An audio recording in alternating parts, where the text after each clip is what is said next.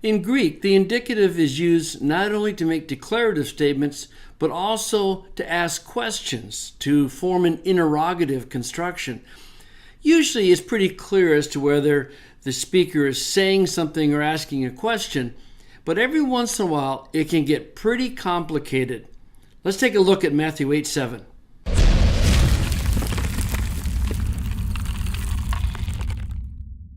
This is the story of the centurion who's coming about his servant who's sick.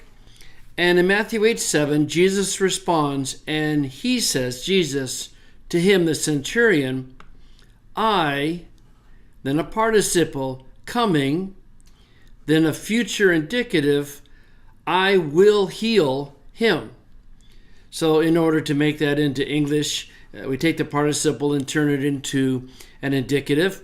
And almost all translations, if not all translations, do that. See over in the ESV, I will come and heal him. So the ESV is turning this participle into an indicative verb.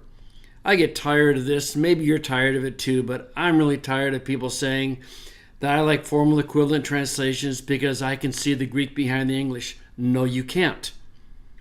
There's no way that you would know that this is a participle behind come. Anyway, that's not what I wanted to talk about. Almost all translations state this as a statement. I will come, getting the future from therapuso. I will come and heal him. And then you have the centurion's objection and expression of his wonderful faith. But look what the NIV does. They turned it into a question. Shall I come and heal him? And also the CSB, am I to come and heal him? So both are legitimate translations. And this is where actually Jesus kicks into our translation. You have to make a decision. You can't handle both options. And either Jesus says, I will come, or he's asking the centurion to make a faith commitment. Do you want me to come? You told me that your servant's sick. That's not really what I want to hear. What I want to hear is you express your faith that I can heal him.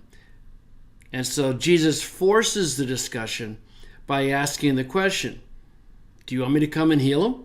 What do you want me to do? Make a commitment. Make a statement. Part of the argument that it is a question is the emphatic position of the ego. I coming will heal him? It doesn't necessitate it to be a question, but it's part of the argument. And the other argument is the somewhat parallel passage of the Canaanite woman in Matthew 15. The Canaanite woman comes and calls out, O Lord, Son of David, my daughter is horribly demon-possessed. He doesn't answer her. The disciples say, tell her to shut up, she's bugging us. Loose translation. Jesus says, I wasn't sent except to the lost sheep of the house of Israel. In other words, you're a Gentile. I'm not going to deal with you. She persistently kept coming and saying, Lord, help me. And then very much in her face, it's not right to take the bread from the children and toss it to the dogs.